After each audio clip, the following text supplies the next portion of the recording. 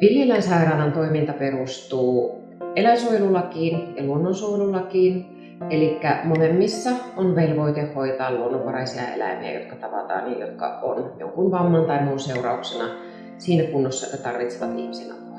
Monet meille tulevista luonnonvaraisista eläimistä tulevat kaupunkialueelta, mutta myös muualta, ja monet niistä eläimistä on jollakin tavalla joko suoraan tai välillisesti loukkaantuneet ihmisen toiminnan seurauksena. Eli meille tulee tämmöisiä orvoksi jääneitä, joilta esimerkiksi emo on jäänyt auton alle tai ovat lentäneet ikkunaan, tai sitten esimerkiksi kalastussiimoihin tarttuneita eläimiä.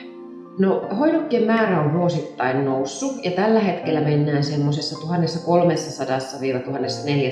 1300–1400 eläimessä per vuosi. Ja tähän lukuun on laskettuna sitten myös vieraslajit ja kaikki oikeastaan, jotka tuodaan meille. Meillä ei hoideta vieraslajeja, eli haitallisia vieraslajeja, koska niitä ei lainkaan mukaan saa vapauttaa takaisin luontoon, koska ne voi aiheuttaa niin suurta vahinkoa sitten meidän luonnolle ja luonnonvaraisille eläimille. Tästä oikeastaan hyvä esimerkki on minkki, joka tappaa vuosittain tosi paljon niin kuin Suomessa luonnonvaraisia lintuja. Sitten toinen tietysti, mikä me joudutaan tekemään arvio joka kerta, kun meille tulee eläin, että pystytäänkö me se eläin kuntouttaa sellaiseen kuntoon, että se itsenäisesti pärjää luonnonvaraisena Suomen luonnossa. Ja jos näin ei ole, niin silloin me lopetetaan eläin. Kaikista eläimistä, jotka meille tulee, me pystytään palauttamaan luontoon takaisin 35–40%, mutta sitten jos tästä eläinmäärästä vähennetään vieraslajit ja sellaiset, jotka ovat niin huonossa kunnossa, että niitä ei edes voi hoitaa, niin niistä reilu 60% pystytään sitten kuntouttaa takaisin luontoon. No, yleisimpiä potilaita on oikeastaan ne yleisimmät eläimet, mitä me täällä kaupunkialueella nähdään, eli oravat ja siilet. Mutta toki viime aikoina esimerkiksi tervapääskyjen määrä on melko huomattava ollut kesäisin, koska on ollut kuumia ilmoja, jonka takia näiden poikasten on pitänyt jättää pesä ennen kuin he ovat sitten olleet valmiita lentävään elämään. Eläin voi jossakin harvoissa tapauksissa jäädä asumaan eläintarhaan. Meillä näitä tapauksia on korkeintaan 1 per vuosi, ei aina sitäkään. Ja silloin me ollaan sen eläimen kohdalla tehty semmoinen arvio, että sillä ei ole mitään semmoista vammaa, joka haittaa sen elämänlaatua, esimerkiksi pysyvää kipua, mutta se ei kuitenkaan itsenäisesti pärjää luonnossa. Tämmöisiä voi esimerkiksi olla sellainen eläin, joka tulee meille niin nuorena, että me ei pystytä opettamaan sille luonnossa tarvittavia taitoja, tai että se leimaantuu ihmiseen. Ja silloin meidän täytyy hakea Varsinais-Suomen ELY-keskukselta poikkeuslupa ja he sitten päättää, että voiko tämä eläin jäädä asumaan tarhaan vai ei. Ja tietysti tähän päätökseen vaikuttaa aina myös se, että onko meille tarjota eläimelle sopivia tiloja. Villieläinsairaalassa meillä henkilökunnan määrä vaihtelee vuodenajan mukaan, koska meidän potilasmäärät myös vaihtelee suuresti vuodenajan mukaan. Eli talvi on hiljaista aikaa, jolloin meillä on 1 hoitaja siellä.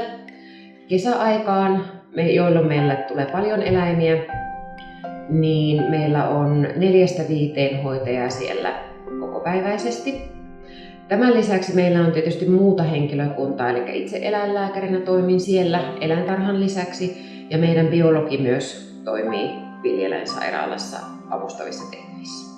Mutta nyt, koska potilasmäärät on kasvanut ja meillä tulee näitä tervapääskyjä esimerkiksi, jotka tarvii ruokintaa noin tunnin välein, niin meillä on myös paljon vapaaehtoisia. Ja vapaaehtoistoiminta on meillä tullut joka vuosi aina vaan tärkeämmäksi Villieläinsairaalan suhteen. Meidän täytyy luonnonvaraista eläintä hoitaessa aina miettiä se eläimen koko elinkaari. Eli missä vaiheessa elinkaartaan se tulee meille hoitoon, pystytäänkö me opettaa sille tarvittavia taitoja, jos se on nuori eläin, että se pärjää itsenäisesti luonnossa. Myös vuoden aika voi vaikuttaa, eli onko muuttoaika, ehtiikö eläin kuntoutua muutolle.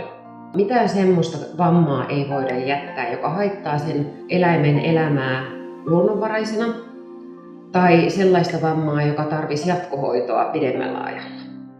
Meillä on tosi tärkeää minimoida kontaktit luonnonvaraisiin eläimiin silloin, kun me hoidetaan niitä tuolla meidän Villieläinsairaalassa.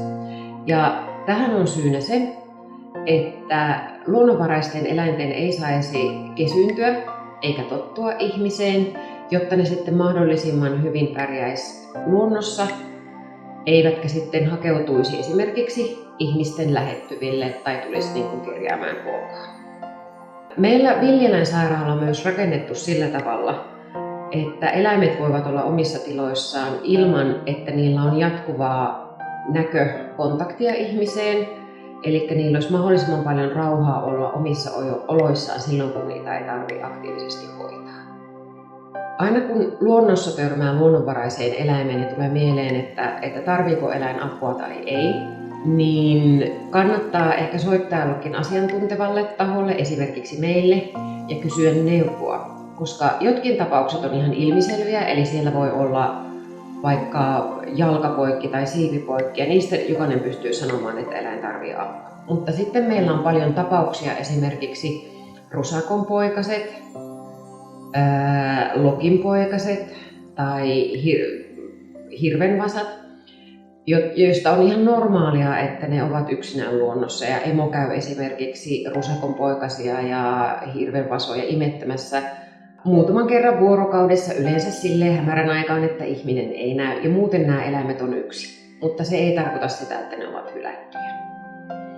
Ja sitten esimerkiksi lokinpoikasista, niin ne voi vaikuttaa semmoiselta yksinäisiltä, piipittäviltä ja avuttomilta, mutta silloin kun ne on lähtenyt pesästä, niin emot kyllä on jossakin lähistöllä ja ruokkii niitä vielä sitten maahan. Villieläinsairaalassa me tehdään paljon muutakin kuin pelkästään kuntoutetaan eläimiä. Eli meidän työhön liittyy paljon myös neuvontaa. Me tehdään myös opetusta. Meillä käy esimerkiksi eläinlääketieteen opiskelijoita vuosittain.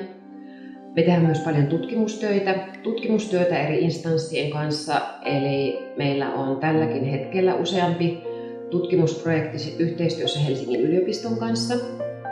Ja tämän lisäksi me ollaan osana öljyntorjuntatyötä, eli pelastuslaitoksen ja WWF:n kanssa ollaan yhdessä kouluttamassa vapaaehtoisia öljyntorjuntatyöhön ja pidetään sitten myös pientä varmuusvarastoa WWF:lle.